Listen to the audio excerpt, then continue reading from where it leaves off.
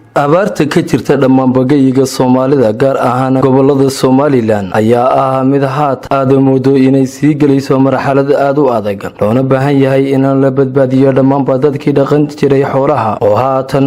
ku soo guuray magaalooyinka. Hadaba waxaanu la kulannay hooyo ku nool degmada Balacabane ee gobolkaasi Hawd oo haysata wiil yar oo ilaa 3 sano jira. Waraysi kadib waxay noo sheegtay in wiilkan yari ay u tahay hooyadii iyo aabihiina ay masiibada abaarada ka dheeraysay. ayadan haysa wiilkan yar ayaa dhammaanba muslimiinta ka codsatay inay soo gargaaraan si ay dhakhtar ula beegsato.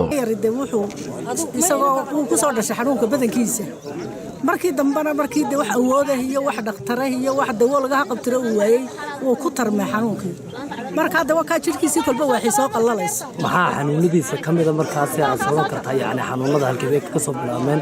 laakiin marka xanuunkiisa waa sidee xanuunkiisa wuxuu ka soo bilaabmay inta baadilka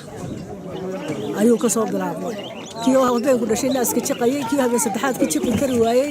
kii dareemadiisu ay sii dhimanayeen marka wax dawo ah oo awoodoon ku daweeyana waan waayay wax gargaarana uma helin imikana hadii cid iga gargaarayso waan u baahanahay ina kaasi yar